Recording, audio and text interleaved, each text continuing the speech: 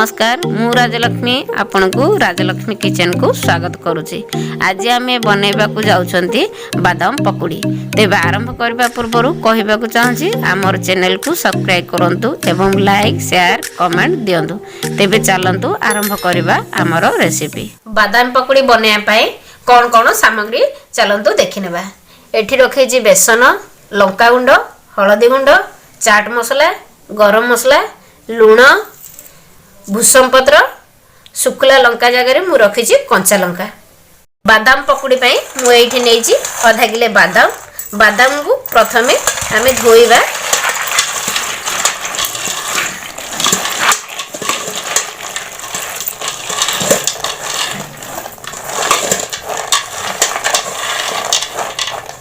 धोइला पोरे 10 मिनिट आको आमे पानी रे एंती धोइगिरी आमे छाणीगिरी 10 मिनिट रखिबा।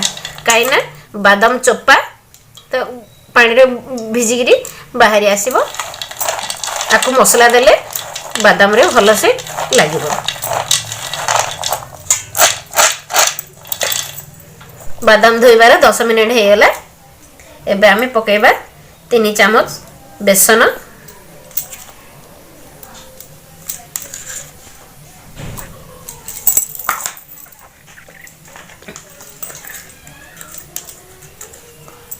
गोटे चम्मच हळदी गुंड,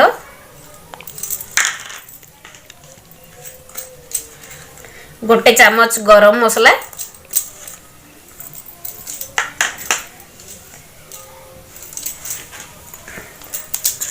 गोटे चम्मच लंका गुंड, गोटे चम्मच चाट मसला। चाट मसला रे लूण थाए, अल्प लूण देबा। आमे स्वाद अनुसार लूण देबा। किछि खाया सोडा,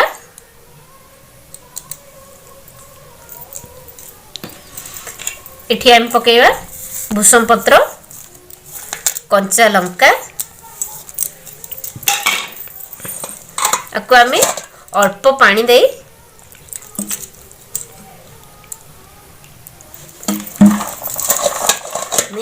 सबतक फेंटिबा।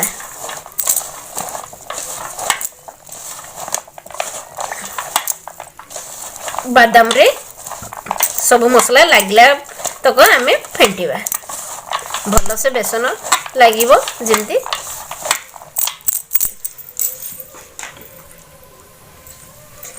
आमे आउ किछि नेबा बेसन आउ 3 चम्मच।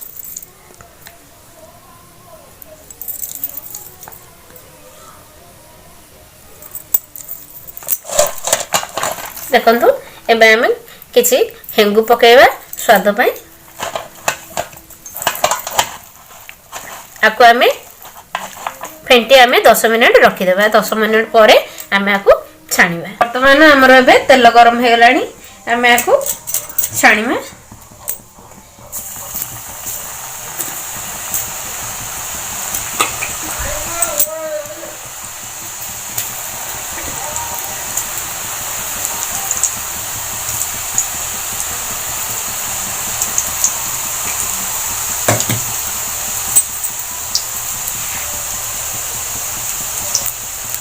ताको आमे उल्टेबा। एबे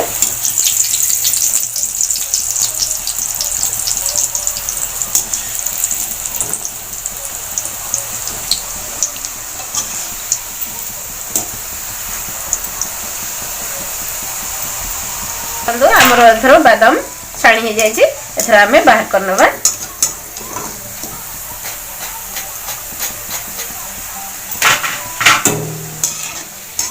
आमे सबतक बादाम एमती छाणीबा।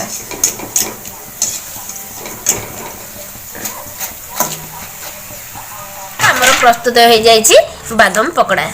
एबे आमे जलजीरा को छिंचिबा।